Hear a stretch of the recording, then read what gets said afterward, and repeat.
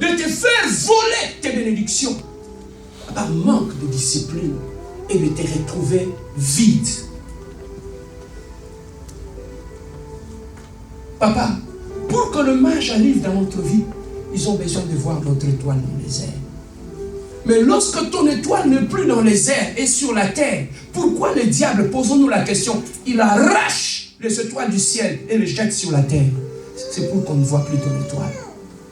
Beaucoup de gens ici, le problème qu'ils ont dans leur vie, ils ont perdu les étoiles de leur vie. Tu peux faire n'importe quel péché, mais faire très attention aux péchés qui touchent ton corps. Parce que dans ton corps, il y a tout. Les informations, il y a la grâce invisible de Dieu. Le plaisir de la chair te fera fermer ton ciel. C'est qu'il y a des choses que nous pouvons faire sur cette terre des hommes qui peuvent fermer notre ciel. Comme nous sommes tous là, les uns ont un ciel ouvert, les autres, à cause de péché, ils ont fermé leur ciel. Ton problème, ce n'est pas que le démon t'attaque. Le problème est que tu as posé des actes dans ta vie et qui ont fermé ton ciel. Et aujourd'hui, il n'y a plus de pluie. Là où il n'y a plus de pluie, c'est la sécheresse qui commence. Voilà comment la sécheresse a commencé dans ta vie. C'est depuis ces jours-là. Yaya, le péché. Ne joue pas avec ta vie. Ne joue pas avec ton corps.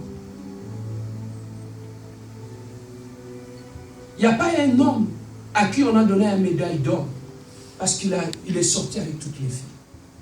Il n'y a aucune femme qui a reçu une médaille d'or parce qu'il est sorti avec elle.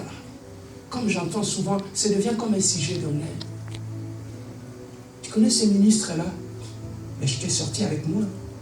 Oui, c'est bien beau. Mais tu sais ce que tu as perdu? Tu ne le sais pas.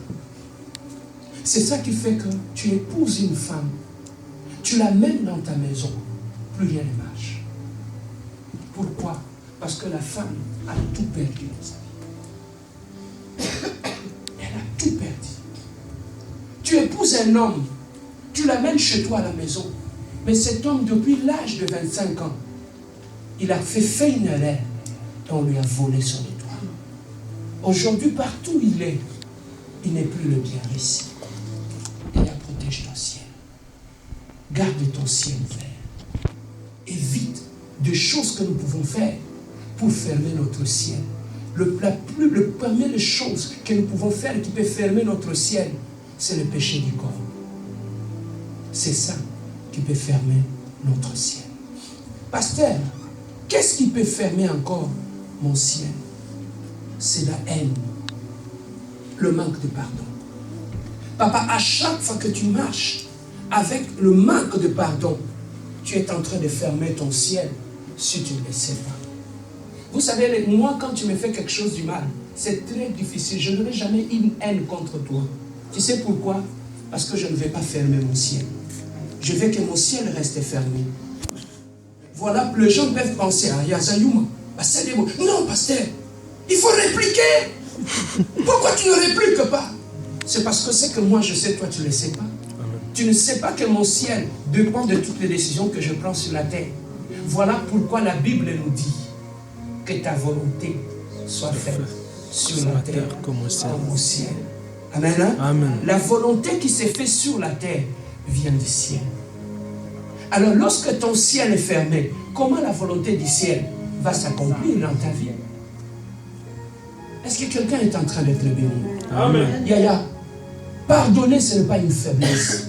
Si nous pardonnons, c'est parce que je ne vais pas fermer mon ciel. Voilà pourquoi le diable te connaît. Il va pousser des gens pour briser ton cœur, t'amener dans la dimension de la haine. Et lorsque tu prends la haine, ton ciel se ferme. Tu vas prier, il n'y aura rien.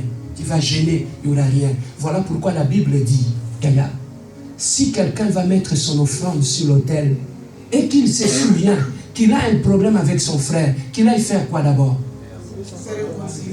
Et ensuite, vient prendre mettre son offrande. Tu sais pourquoi Dieu nous le demande? Parce qu'il sait que l'offrande d'une personne qui est problématique ne produit rien. Son ciel est fermé.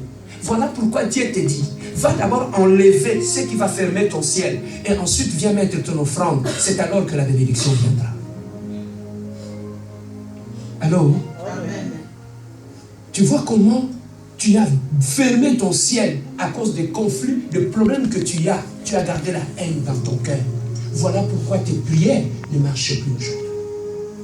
La première des choses, pasteur nous a dit, qui ferme notre ciel, c'est le péché du corps. La deuxième des choses qui ferme notre ciel, c'est le manque de pardon. La haine qui ferme notre ciel. Et la troisième des choses qui ferme notre ciel, c'est aussi le calomnie. Kochola, kotonga, aninga. Quand tu as l'habitude de parler derrière le dos des gens, kochola, aninga, kotonga, tu es en train de fermer ton ciel sans le savoir.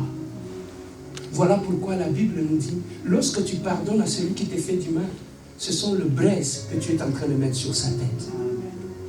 Beaucoup de gens, ils pensent qu'en se réfugiant, Ghislain, Salanga, même si j'entends le nom de Ghislain, je perds l'appétit. Prends ton temps, Yaya, qui va fermer ton ciel. Ghislain là-bas, mais toi, tu es en train de fermer ton ciel. Donc, il y a des choses, papa. Tout ce que nous entendons dans la prière de notre Père. Notre Père qui est aux cieux. Que ta volonté soit faite sur la terre comme au ciel. Donc, tout ce que nous avons vient du ciel. Mais lorsque ton ciel est fermé, au Zoawa Biaya, on va t'imposer la main. Il n'y aura rien. On va prier pour toi. Il n'y aura rien. Tu viendras ici, tu passeras ton temps. Il n'y aura rien. Et parmi les choses que je dis aussi qui calomnient, le calomnie ferme notre ciel. La Bible nous dit, écoutez, selon la procédure biblique, quand tu as un problème avec ton frère, n'en parlez pas à une autre personne. Va le voir en personne. Binomi Bale. Faites-lui asseoir. Dis-lui, Yaya, tu as mal fait ici. Si tu lui dis rien, au lieu d'aller lui dire, je pars dire ça à une autre personne, je tombe dans le péché de calomnie. Parce que je n'ai pas respecté la procédure. Donc quand tu m'entends, je fais quelque chose, ou ta soeur dans l'église, ou ton frère, va le voir. La Bible nous dit, ne le voyez pas à 3, à 4, voyez-les vous deux seulement. En faisant ainsi, la personne va se retrouver, va se repentir. Sans que tout le monde puisse le savoir. Tu vas cacher la nudité de ton frère. Mais qu'est-ce que nous faisons dans l'église aujourd'hui? Avant d'aller dire à la personne, tu prends le téléphone, tu racontes à tout le monde. Alors, toi aussi, quand on t'appelle, au lieu de poser la question, mon frère, est-ce que tu as parlé avec la personne? Non. Je sais que lui, il est comme ça. Lui, il est comme ça. C'est ça qu'on appelle le péché. Nous pouvons pécher d'une façon indirecte. Hein? Papa, et ça, il peut prendre son téléphone. Tu es chez toi à la maison, le téléphone est sonné, et c'est une invitation dans le sous. Hein? Quand tu prends, il commence à te parler du mal d'un frère. Et lorsque tu t'associes à cette conversation, tu pêches. Tu pêches aussi avec lui. Donc il y a des gens qui sont comme ça, ils ne pêchent pas seuls, ils pêchent en groupe. Hein? Ils pêchent en groupe. Il y a des péchés par délégation. Il y a des gens qui sont comme ça. Voilà pourquoi, quand quelqu'un t'appelle, la première question que tu lui poses, papa, est-ce que tu as déjà parlé seul à seul avec la soeur? Est-ce que tu as parlé seul à seul avec son frère? S'il t'a dit non, pourquoi tu as un solo en dit? Dieu lui respecte d'abord la procédure. Si la personne n'écoute pas, c'est alors qu'on va prendre une deuxième personne. On l'amène, on va aller voir les frères pour parler.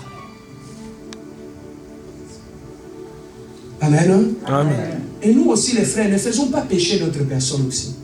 Est-ce que tu sais que notre comportement peut aussi faire pécher d'autres personnes? Ne soyons pas de pierre d'achoppement pour d'autres personnes. Papa, 23 heures. Toi, tu es un frère célibataire, les autres m'ont dit sœur Judith. Oh, tu t'avais escalier. Tant que tu es Comment tu as chaque sur les hein? Alors, ma vérité. Je ne voulais pas pécher. Mais j'ai vu les frères Ghislain. Ils sortaient de cet appartement. Ma c'est comment il y a le mouton. C'est frère Luana, c'est la Tumbizamba. Alors tu commences à pécher. Tu commences à pécher.